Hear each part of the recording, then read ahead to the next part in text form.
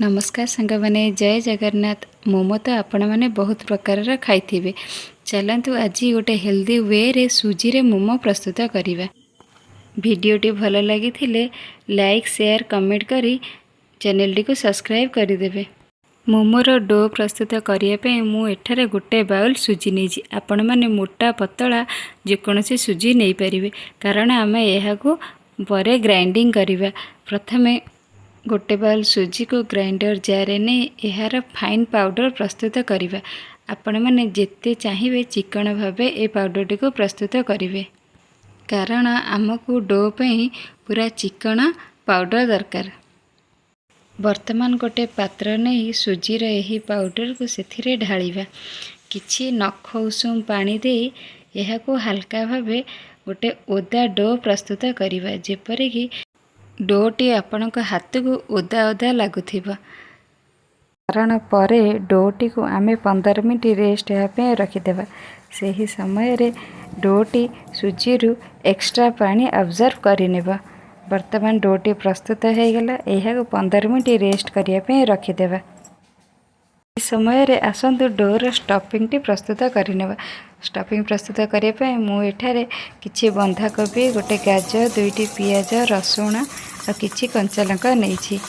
गोटे ग्रेटर साहाय्य कोबीटा को भल भाव में ग्रेड करनेबा, जेपरी कोबीटा चुन चुन हो ग्रेड हो। वर्तमान कोबीटी ग्रेड हो जाइए। से भाव में गाजर, पियाज, रसुण, कंचा लंका सबू गुड़ी को भल भाव में ग्रेड करनेबा। वर्तमान परिबा गुड़िक भल भाव में ग्रेड हो जाइए। स्वाद अनुसार किछि लुण मिसई परिबा गुड़िक लुण सहित भल भाव में मिसाई देवा।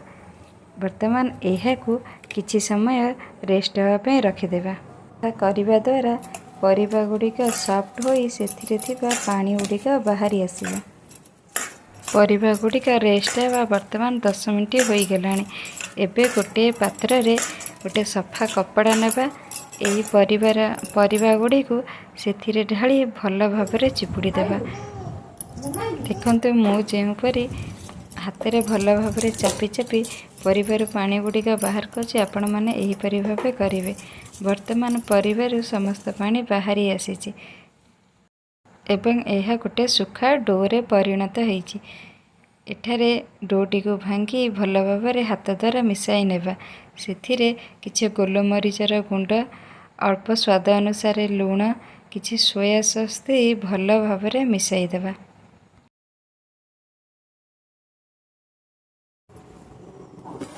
डोटी रेस्ट होबार वर्तमान 15 मिनट हो जाइए। देखंतु डोटी पूर्व अपेक्षा वर्तमान केते सुखा होई सेतिरे थिबा समस्त पानी के अब्जर्व कर नहीं।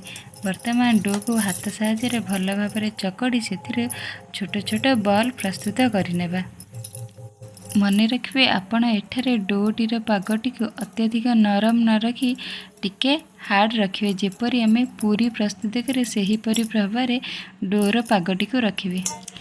मु एठारू डोरू समस्त बॉल गुड़िक प्रस्तुत करने यह को हाथ साहाय्य भल भाव में गोल गोल सेप करने। एठारे बॉल गुड़िक प्रस्तुत हो जावा परे यह को किछि अटा बा मैदा द्वारा आपण मैंने कोट करनेबे। मु एठारे अटार व्यवहार करछि, आपण मैंने चाहिए मैदा मध्य व्यवहार करिपारिबे। वर्तमान बेलना पेड़ी पर किछि सुखा अटा नहीं सेथिरे एही छोट गुला को भल भाव में पूरी सेप रे बेली देबा। मन रखिए यह को बेसी मोटा न करी जिते पारिबे पतला भाव में धीरे धीरे बेलिबे।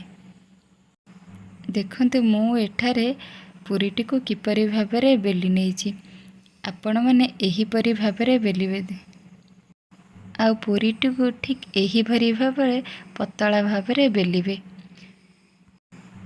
मोमोटी गढ़ीबा एठारे मु गोटे पूरी प्रस्तुत करी नहीं। आसतु मोमो किपरि भाव में गढ़ा हो आपण मानक देखा। प्रथमे पापुली रे पूरीटी को रखी ता मझिरे मु एठारे 1.5 चम्मच स्टफिंग भरुची। आपण माने आपणक आवश्यकता अनुसार देबे। तापरे पूरीटीर चारि पाखरे किछि पानी को लगाई ठीक यहीपरि भाव चापी चापी ମୁହଁ ଗୁଡ଼ିକୁ ସିଲ୍ କରି ମୁଁ ମୋମୋଟା ପ୍ରସ୍ତୁତ କରି ନେଉଛି। ମୁଁ ଏଠାରେ ଏହି ସେପ୍ର ମୋମୋ ପ୍ରସ୍ତୁତ କରିଛି। ଆପଣମାନେ ଚାହିଁଲେ ଯେକୌଣସି ସେପ୍ର ମୋମୋ ପ୍ରସ୍ତୁତ କରିପାରିବେ। ମୋମୋର ଗୋଟେ ପଟ ସାଇଡ଼୍ ଭଲ ଭାବରେ ସିଲ୍ କରି ନେଇଯିବା ପରେ ଆର ପଟଟିକୁ ପୂର୍ବରୁ ଡିଜାଇନ୍ ପଟ ସହିତ ମିଶାଇ ଭଲ ଭାବରେ ମୁହଁଟିକୁ ସିଲ୍ କରି ନେବେ, ଯେପରି ମୁହଁଟି ଆଉ ନ ଫିଟିବ। ଏଠାରେ ଗୋଟେ ମୋମୋ ପ୍ରସ୍ତୁତ ହୋଇଗଲା।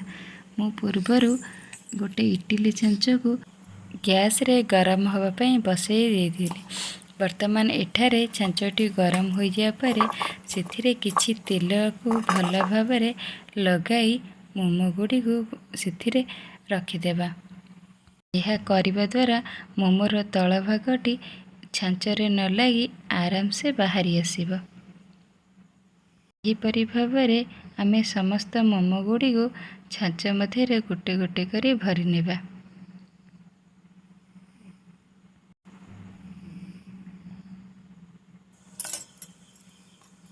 ଏଠାରେ ମୁଁ କିଛି ତେଲକୁ ମୋମୋର ଉପରି ଭାଗରେ ଲଗାଇ ଦେଇଛି, ଯାହାଦ୍ୱାରା ମୋମୋଟି ଷ୍ଟିକି ନ ହୋଇ ଭଲ ଭାବରେ ସିଝିବା ସହିତ ଏହାର କଲର୍ରେ ମଧ୍ୟ କୌଣସି ପରିବର୍ତ୍ତନ ହେବ ନାହିଁ।